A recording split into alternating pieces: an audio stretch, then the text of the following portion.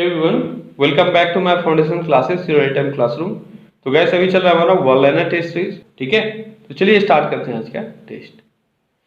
तो आज का आपका पहला क्वेश्चन है, दुर्गापुर इस्पात संयंत्र किस देश के सहयोग से बनाया गया था? दुर्गापुर इस्पात संयंत्र, जल्दी बताओ। आसान सा क्वेश्चन है, बहुत बार आपने पढ़ा है। तो दुर्गापुर जो है वह ब्रिटेन के मदद से बनाया गया था। किसके मदद से? ब्रिटेन के मदद से। अगला क्वेश्चन है, भारत भारतीयों के लिए यह नारा किसने दिया था? भारत भारतीयों के लिए है यह नारा किसने दिया था? यह नारा किसने दिया था, जल्दी बताओ। किसके द्वारा दिया गया था? तो ये नारा दिया गया था स्वामी दयानंद सरस्वती। इसके द्वारा? स्वामी दयानंद सरस्वती। ठीक है, तो स्वामी दयानंद सरस्वती ने एक नारा दिया था जिसका नाम था भारत भारतीयों के लिए। अगला क्वेश्चन क्या है? अगला क्वेश्चन है, भारत में रुपया का सिक्का सर्वप्रथम किसने चलाया था? रुपया जो चलता है इसका सिक्का सर्वप्रथम किसने चलाया था? यह भी आसान सा क्वेश्चन है। किसने चलाया था? तो ये सिक्का शेरशाह सूरी के द्वारा चलाया गया था। किसके द्वारा? शेरशाह सूरी के द्वारा। ठीक है, शेरशाह सूरी ने सबसे पहले रुपया का सिक्का चलाया था। अगला क्वेश्चन है, पंचशील पर हस्ताक्षर कब हुआ था? पंचशील सिद्धांत जो है उस पर हस्ताक्षर कब हुआ था? तो पंचशील पर हस्ताक्षर हुआ था 1954 में। कब हुआ था? 1954 में। अगला क्वेश्चन है, दक्षिण पूर्व मध्य रेलवे का मुख्यालय कहाँ है? दक्षिण पूर्व मध्य रेलवे का मुख्यालय, ये मैंने आपको याद करा रखा है, कहाँ है? यह बिलासपुर। ठीक है, दक्षिण पूर्व मध्य रेलवे का मुख्यालय बिलासपुर है। अगला क्वेश्चन है, बद्रीनाथ मंदिर किस भगवान से संबंधित है? बद्रीनाथ मंदिर किससे संबंधित है? तो अक्सर बच्चे यहाँ पे गलत कर बैठते हैं, वो लोग मार देते हैं शिव, लेकिन बद्रीनाथ जो है वो विष्णु भगवान से संबंधित है। किससे है? विष्णु भगवान से संबंधित है बद्रीनाथ। अगला क्वेश्चन है, यूएसए में स्वतंत्रता दिवस कब मनाया जाता है? तो ये यूएसए में जो स्वतंत्रता दिवस मनाया जाता है वो डेट है 4 जुलाई। ठीक है, 4 जुलाई को वहां पे स्वतंत्रता दिवस मनाया जाता है। ठीक है, अगला क्वेश्चन है, संवाद कौमुदी पत्र के संपादक कौन थे? संवाद कौमुदी, संवाद कौमुदी पत्र के संस्थापक कौन थे या संपादक कौन थे? तो संवाद कौमुदी पत्र जो था इसके संपादक थे राजा राम मोहन रॉय। कौन थे? ये थे राजा राम मोहन रॉय। ठीक है, ये थे कौमुदी संवाद कौमुदी पत्र के संपादक। अगला क्वेश्चन है, दूसरा कर्नाटक युद्ध कब हुआ था? दूसरा कर्नाटक युद्ध कब हुआ था? कब हुआ था दूसरा कर्नाटक युद्ध? ये 1749 से लेकर 54 के बीच में हुआ था। अगला क्वेश्चन है, दूसरा कर्नाटक युद्ध किनके बीच हुआ था? किनके बीच हुआ था दूसरा कर्नाटक युद्ध? तो ये अंग्रेज और फ्रेंच सैनिकों के बीच भारत में हुआ था। किसके बीच? तो ब्रिटिश प्लस फ्रेंच के बीच। ठीक है, एक्चुअल में जितना भी कर्नाटक युद्ध हुआ वो ब्रिटेन और फ्रांस के बीच में ही हुआ। ठीक है, तो जो ब्रिटेन और फ्रांस के बीच में युद्ध होता था उसी का रिजल्ट था ये कर्नाटक युद्ध, जो यहाँ पे रहने वाले ब्रिटिश और फ्रेंच लोगों के बीच होता था। ठीक है, और इससे टोटल आपको याद रखना है 3 युद्ध हुआ था जो कर्नाटक युद्ध था, और तीनों युद्ध का जो समय था वो लगभग 1746 से 63 के बीच में था। ठीक है, कर्नाटक युद्ध अगले सेशन में मैं पूछूंगा, इसको आपको याद रखना है कि कर्नाटक का युद्ध जो हुआ था वो 1746 से लेकर 63 के बीच में 3 युद्ध हुआ। तो 46 से 48 पहला युद्ध, 49 से 54 दूसरा युद्ध, और 56 से 63 तीसरा युद्ध। ठीक है, अगला क्वेश्चन है, मैसूर का नाम बदलकर कर्नाटक कब किया गया? मैसूर का नाम बदलकर कर्नाटक कब किया गया? तो मैसूर का नाम बदलकर कर्नाटक 1973 में किया गया था। अब क्या गया था? 1973 में। ठीक है। अगला क्वेश्चन है, प्रथम एशियाई खेल का आयोजन कब हुआ था? प्रथम एशियाई खेल का आयोजन कब हुआ था? तो प्रथम एशियाई खेल का आयोजन 1951 में हुआ था। कब हुआ था? 1951 में। आपको बताना है ये आयोजन कहाँ हुआ था। प्रथम एशियाई खेल का आयोजन कहाँ हुआ था? तो प्रथम एशियाई खेल का आयोजन न्यू दिल्ली में हुआ था। ठीक है। अगला क्वेश्चन है, सेज का पूर्ण रूप क्या होता है? सेज का पूर्ण रूप क्या होता है? क्या होता है सेज का पूर्ण रूप? तो सेज का पूर्ण रूप होता है स्पेशल इकोनॉमिक, ठीक है, स्पेशल इकोनॉमिक जोन। ये होता है सेज का फुल फॉर्म। अगला क्वेश्चन है, बालतोरो ग्लेशियर कहाँ स्थित है? बालतोरो ग्लेशियर, बालतोरो ग्लेशियर कहाँ स्थित है? ये कहाँ स्थित है, जल्दी बताओ। तो ये पाकिस्तान में या पाक अधिकृत कश्मीर के पार्ट में स्थित है, गिलगिट और बल्टिस्तान के बल्टिस्तान उपक्षेत्र में। ठीक है, तो आप इसको POK लिखो। ठीक है, उसके बाद अगर चाहो तो गिलगिट लिख सकते हो। ठीक है, गिलगिट बल्टिस्तान, ये लिख लो, गिलगिट बल्टिस्तान। ठीक है, तो गिलगिट और बल्टिस्तान के बीच में ये बल्टिस्तान जो क्षेत्र है वहां पे स्थित है कौन सा? बालतोरो ग्लेशियर। ठीक है। अगला क्वेश्चन है, उच्च न्यायालय अपने दिए फैसले पर पुनर्विचार किस अनुच्छेद के अधीन करता है? उच्च न्यायालय अपने दिए फैसले पर पुनर्विचार किस अनुच्छेद के अधीन करता है? किस अनुच्छेद के अधीन करता है? यह अनुच्छेद 137। ठीक है। अगला क्वेश्चन है, सर्वाधिक बार विश्व फुटबॉल कप जीतने वाला देश कौन सा है? किस देश ने अभी तक मैक्सिमम बार फुटबॉल विश्व कप जीता है? वह है ब्राजील। ठीक है, कौन सा देश है? वो देश है ब्राजील, जिसने सबसे अधिक बार अभी तक फुटबॉल वर्ल्ड कप जीता है। अगला क्वेश्चन है, धर्म मनुष्य के लिए अफीम के समान है, यह कथन किसका था? धर्म मनुष्य के लिए अफीम के समान है, यह कथन मार्क्स का था। इसका था मार्क्स का। ठीक है। अगला क्वेश्चन है, भारतीय संगीत नाटक अकादमी की स्थापना कब हुई थी? मैंने आपको बताया हुआ है, भारतीय संगीत नाटक अकादमी की स्थापना 1953 में हुई थी। और इसका हेड क्वार्टर का है, अगला क्वेश्चन वही है आपका, इसका हेड क्वार्टर का है। कहाँ है इसका हेड क्वार्टर? इसका हेड क्वार्टर न्यू दिल्ली में है। ठीक है। अगला क्वेश्चन है, खिलाफत आंदोलन के अग्रणी नेता कौन थे? खिलाफत आंदोलन के अग्रणी नेता कौन थे? तो खिलाफत आंदोलन के अग्रणी नेता थे अली बंधु। अली बंधु। ठीक है, दो भाई थे अली ब्रदर्स, ये दोनों थे खिलाफत आंदोलन के अग्रणी नेता। अगला क्वेश्चन है, भक्ति आंदोलन की शुरुआत किसने की थी? भक्ति आंदोलन की शुरुआत किसने की थी? भक्ति आंदोलन की शुरुआत रामानुजम के द्वारा किया गया था। किसके द्वारा? रामानुजम के द्वारा। अगला क्वेश्चन है, जफरनामा के लेखक कौन थे? जफरनामा के लेखक कौन थे? जफरनामा के लेखक कौन थे? गुरु गोविंद सिंह। कौन थे? गुरु गोविंद सिंह। ठीक है, गुरु गोविंद सिंह ने जफरनामा लिखा है। अगला क्वेश्चन है, वेटिंग फॉर महात्मा किसके द्वारा लिखा गया पुस्तक है? Waiting for Mahatma, waiting for Mahatma किसने लिखा है? तो वेटिंग फॉर महात्मा के लेखक हैं RK नारायण। RK नारायण। ठीक है, इन्होंने बुक लिखा है जिसका नाम है वेटिंग फॉर महात्मा। ठीक है। अगला क्वेश्चन है, हंगरी की राजधानी कहाँ है? हंगरी की राजधानी कहाँ है?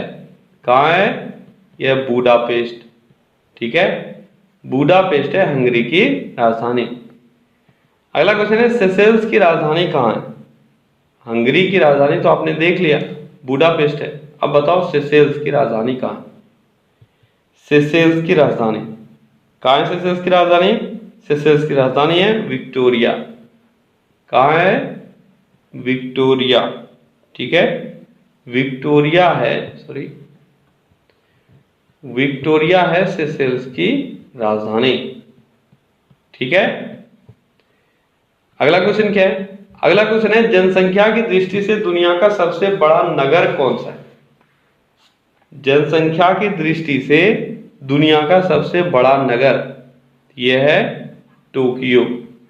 कौन सा है? टोक्यो जापान का नगर जो है यह जनसंख्या की दृष्टि से सबसे बड़ा नगर है।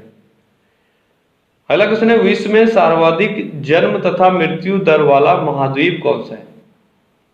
विश्व में सर्वाधिक जन्म तथा मृत्यु दर वाला महाद्वीप, यानी सबसे अधिक बच्चों का जन्म कहाँ होता है और वहीं पर सबसे अधिक मृत्यु दर भी है, ये आपको बताना है। तो कौन सा वो महाद्वीप है? वह है अफ्रीका। कौन सा है? अफ्रीका। ठीक है, अगला क्वेश्चन है विश्व में सर्वाधिक जन्म दर वाला देश कौन सा है? ये तो आपने महाद्वीप देखा या महादेश देखा जहां पर सबसे अधिक जन्म भी होता है और मृत्यु भी होता है। अब आपको बताना है कि सबसे अधिक जन्म दर वाला देश कौन सा है? कौन सा है? यह है नाइजर। कौन सा देश है? यह है नाइजर। इसको नाइजीरिया से कंफ्यूज मत करना, यह नाइजर है। ठीक है, अगला क्वेश्चन है विश्व में सर्वाधिक मृत्यु दर वाला देश कौन सा है? ये तो था जन्म दर वाला, अब आपको बताना है मृत्यु दर वाला। तो ये कौन सा है? यह है साउथ अफ्रीका। ठीक है, साउथ अफ्रीका जो है वह सर्वाधिक मृत्यु दर वाला देश है। अगला क्वेश्चन है विश्व में सर्वाधिक जनसंख्या घनत्व वाला देश कौन सा है? वो देश जहां पे सबसे अधिक जनसंख्या घनत्व है वह है मोनाको। कौन सा देश है? मोनाको। ठीक है, इसके अलावे मैंने एक बार बताया हुआ था चाइना का जो प्रांत है, क्या नाम है उसका? मकाऊ। ठीक है, तो वो सबसे अधिक जनसंख्या घनत्व वाला देश है, लेकिन हम लोग इंडिपेंडेंट रूप से जो लेते हैं वो है मोनाको, क्योंकि वो जो मकाऊ है वह चाइना के अधीन आता है। अगला क्वेश्चन है विश्व में न्यूनतम जनसंख्या घनत्व वाला देश कौन सा है? ये सर्वाधिक वाला था मोनाको, अब आपको बताना न्यूनतम वाला कौन सा है। न्यूनतम जनसंख्या घनत्व वाला देश कौन सा है? तो न्यूनतम जनसंख्या घनत्व वाला देश है ग्रीनलैंड। कौन सा है? ग्रीनलैंड। ठीक है, अगला क्वेश्चन है भारत के प्राचीन किशुनपुर क्षेत्र वर्तमान में किस नाम से जाना जाता है? किशुनपुर क्षेत्र, किशुनपुर क्षेत्र ये प्राचीन नगर था, आपको बताना है ये अभी किस नाम से जाना जाता है। तो वर्तमान में ये रांची के नाम से जाना जाता है। ठीक है, रांची जो झारखंड में है ये है आपका किशुनपुर। अगला क्वेश्चन है नागा जनजाति मुख्यतः भारत में कहाँ निवास करती है? नागा जनजाति का अगर बात करेंगे तो भारत में मेनली ये लोग कहाँ निवास करते हैं? नागा जनजाति कहाँ निवास करते हैं? नागा जनजाति, तो नागा जनजाति का निवास स्थान भारत में जो है वह एक तो सबसे बड़ा है नागालैंड। ठीक है, यहाँ तो निवास करते ही करते हैं, इसके अलावे और भी जगह है। कौन कौन सा जगह है? वो है आपका मणिपुर। ठीक है, मणिपुर के अलावे कौन सा है? अरुणाचल प्रदेश। अरुणाचल प्रदेश के अलावे और कहाँ निवास करता है? तो असम। ठीक है, ये सारे जगह हैं जहां पे आपको नागा जनजाति देखने को मिलेगा। अगला क्वेश्चन है मोंपा जनजाति भारत में कहाँ निवास करती है? मोंपा, मोंपा जनजाति, मोंपा जनजाति भारत में कहाँ निवास करती है? तो मोंपा जनजाति ये आपको अरुणाचल प्रदेश में मिलेगा। कहाँ मिलेगा? अरुणाचल प्रदेश में। ठीक है, अगला क्वेश्चन है महाराष्ट्र स्थित नगर कोयना किस उद्योग के लिए प्रसिद्ध है? कोयना नगर, कोयना, ये कोयना नहीं है, कोयना होता है, कोयना। ठीक है, इसको फिर से लिख लो यहाँ पे, कोयना, ये है सही स्पेलिंग इसका, कोयना। तो महाराष्ट्र स्थित कोयना नगर जो है यह किस चीज के लिए फेमस है, ये आपको बताना है। तो यह एल्यूमिनियम उद्योग के लिए फेमस है। 3 ऑप्शन आपको दिया हुआ था, न्यूज प्रिंट, एल्यूमिनियम उद्योग, पेट्रो रसायन। तो यहां सबको चुनना है। तो ये एल्यूमिनियम उद्योग के लिए फेमस है। अगला क्वेश्चन है, मध्य प्रदेश स्थित कटनी नगर किस उद्योग के लिए फेमस है। यहाँ भी आपको 3 ऑप्शन दिए हुए हैं, आपको इसमें ऑप्शन से ही चुनना है। जो भी मैं इंडस्ट्री वाला पूछता हूँ यहाँ पे मैं ऑप्शन डाल देता हूँ। तो कटनी जो है वो सीमेंट उद्योग के लिए फेमस है और बहुत बार ये पूछा गया है। तो कटनी नगर कहाँ है, मध्य प्रदेश में है। अगला क्वेश्चन है, छत्तीसगढ़ स्थित भिलाई किस उद्योग के लिए प्रसिद्ध है। भिलाई किस उद्योग के लिए प्रसिद्ध है। तो भिलाई जो है वह इस्पात उद्योग के लिए प्रसिद्ध है। सॉरी, किस उद्योग के लिए, तो इस्पात उद्योग के लिए। ठीक है। अगला क्वेश्चन है, दुनिया में हीरे का सबसे बड़ा उत्पादक देश कौन सा है। हीरे का सबसे बड़ा उत्पादक देश कौन सा है। तो हीरे का सबसे बड़ा उत्पादक देश है रूस। कौन सा है, रूस है। अगला क्वेश्चन है, दुनिया में पारे का सबसे बड़ा उत्पादक देश कौन सा है। पारा यानी मरकरी। तो मरकरी सबसे ज्यादा कहां होता है, ये होता है चाइना में। ठीक है। अगला क्वेश्चन है, टारपीडो के उपनाम से किस खिलाड़ी को जाना जाता है। Torpedo, torpedo, torpedo. ठीक है। टारपीडो के उपनाम से किसको हम लोग जानते हैं। तो टारपीडो के उपनाम से यान थोपे को जाना जाता है।